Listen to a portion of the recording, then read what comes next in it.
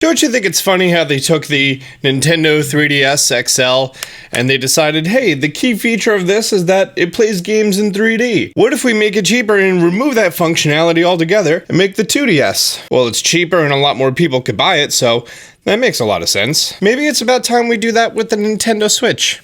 And guess what? That's what they did. Here it is, boys and girls, here it is, world. It's finally arrived. The Nintendo Switch Lite. Friendly reminder, we're also doing a giveaway for a regular Nintendo Switch, as well as a copy of Sword and Shield or Link's Awakening. Stay tuned to the end of the video for more info. That's right, Nintendo has decided to take their flagship hybrid handheld / home console and remove half that functionality altogether, and now it's just a handheld console. Introducing the Nintendo Switch Lite, optimized for handheld play. Today, on July 10th, Nintendo dropped a 6.5-minute trailer, basically showing off the Nintendo Switch Lite and all the things that it does well, which is playing in handheld mode. It's available in 3 pretty awesome colors, or 2 awesome colors, and 1 color. We have yellow, we have turquoise, and we have gray. So when it comes to specs, we're given the exact measurements of this Switch here. It's 3.6 inches high, so it's not much shorter than the current Nintendo Switch. In fact, it's less than a ½ inch shorter, and it looks mostly like that's coming off of the bottom area. 8.2 inches long, so it's lost almost a full inch coming off of the side. That makes sense because the Joy-Cons are not detachable. We'll talk about that in a moment. The depth is exactly the same at 5.5 inches. The Nintendo Switch is 0.88 pounds with the controllers attached. The Switch Lite is 3/4 of that weight at 0.61 pounds. It is a 5.5 inch touchscreen, so it's less than an inch smaller as far as the screen, which is really nice. However, the battery life is slightly better. The battery life is approximately 3 to 7 hours, as the current Switch is 2.5 to 6.5 hours. For instance, the battery will last approximately 4 hours for Breath of the Wild, approximately 3 hours for Breath of the Wild. I like how they literally say, if you're playing an intense game, this is how much battery life you're gonna be expecting. And they also go on to say to look for the handheld mode icon on the back of the boxes to see if it's gonna be compatible. Maybe a little confusing for like the moms who walk into GameStop to buy a game, but for a majority of you, it's not gonna be a problem. Plus, I'm pretty sure there's not gonna be any issues for people who are, you know, knowing what they're doing. Do I own a single game that's not handheld compatible? Oh, Labo's not handheld compatible because they're not detachable Joy-Cons. Mario Party. Super Mario Party is not handheld mode compatible. On the back, you can see that there is the handheld icon and it's grayed out with the line through it. That is the only game I have found so far that is not handheld mode compatible. So you just flat out can't play Super Mario Party on the Switch Lite. It's a party game. You shouldn't be playing in handheld mode by yourself anyways. What kind of antisocial party person are you? And also, they're going to be removing the buttons for the left Joy-Con and replace it with a plus-shaped D-pad, and the Joy-Cons are no longer removable. They are fused to the system. And they've also removed a bunch of other things. Let's go over that. It's missing detachable Joy-Cons. It no longer has HD rumble. There's no talk if it has any sort of rumble whatsoever. They've removed the IR motion capture, which wasn't used for anything except for like 1-2 Switch and Labo. You can no longer play in tabletop mode. You can no longer play in docked mode. It no longer includes a dock. All that it comes with is the Nintendo Switch and the power adapter. Like I said right here. And they may also choose to not include a Nintendo Switch dock in this one bundle. They could bring the price effectively from $300 down to the range of $150 to $200. The Nintendo Switch Lite sports a compact design, lightweight, and a plus-shaped D-pad.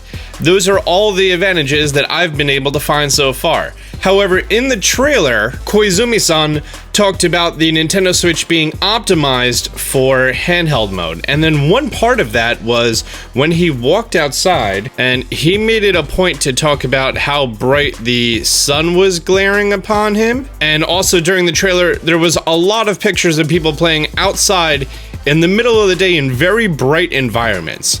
This leads me to believe that they're making the screen brighter. Also, possibly it's going to be an anti-glare screen designed for outdoor play. We see that proportion-wise, they've decreased the bezel, which is nice. It also looks like it's indented, most likely to protect this screen when you're on the go. That makes a lot of sense. It's also going to make adding a screen protector much easier. That is, if this isn't just one piece of protective plexiglass right here. Also, all the buttons and joysticks are white, which is pretty nice looking on the turquoise especially. On the yellow, it's a little meh. Oh, I get it. I get it. It's the question mark block. That's what they were going for. They went for the question mark block. It's a question mark block. Not you, NES question mark block. Not talking to you.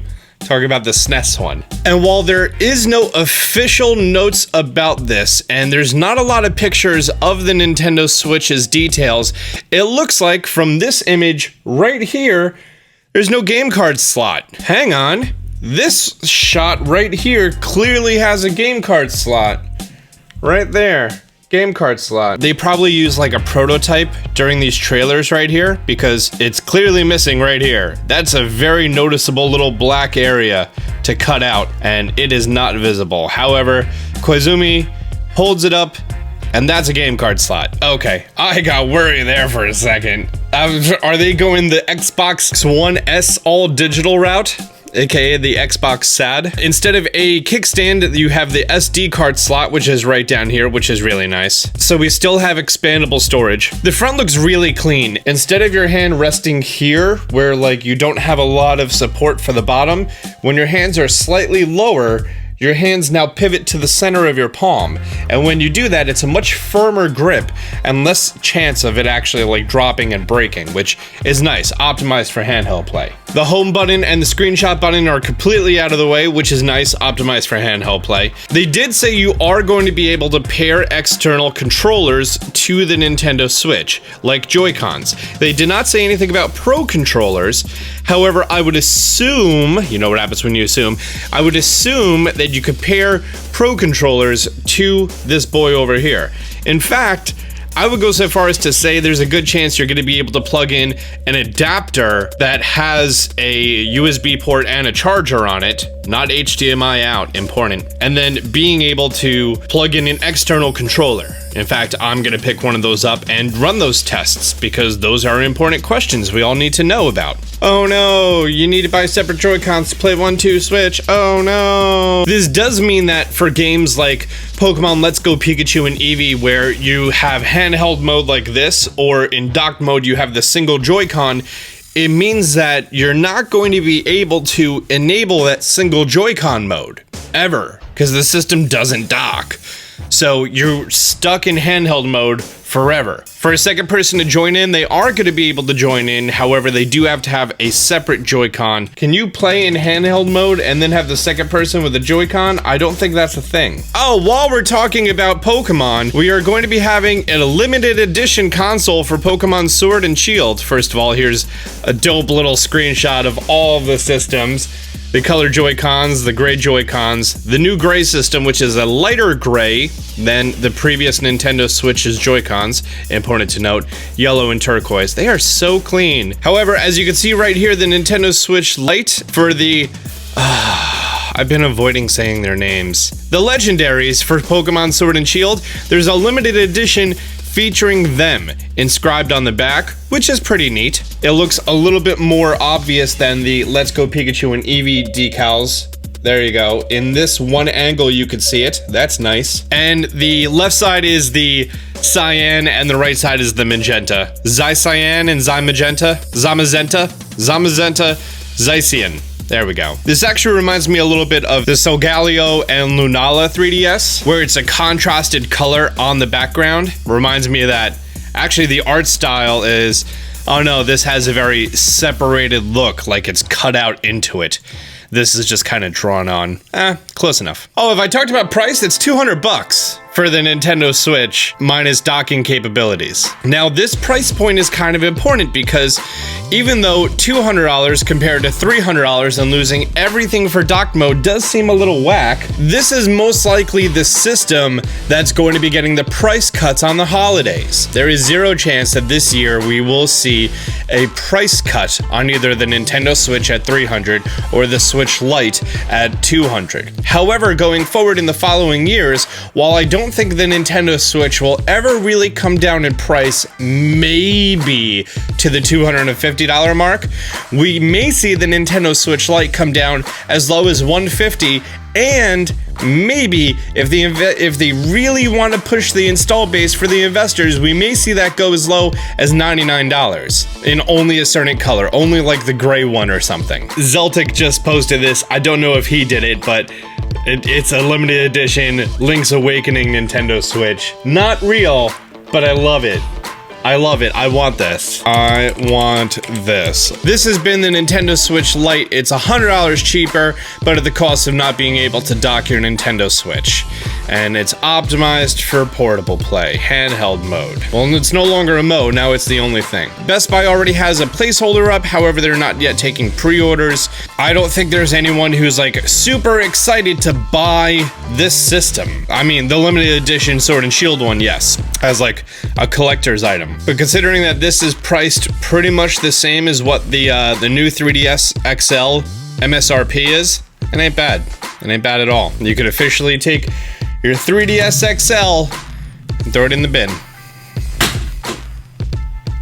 So guys, I want to know what you think about the Switch Lite. Leave a comment down below. We are still doing a giveaway for a Nintendo Switch, a regular Nintendo Switch, and a copy of Sword and Shield or Link's Awakening. Check the link out down below. If you're new to the channel, be sure to subscribe, turn on notifications. Until next time, Austin John out.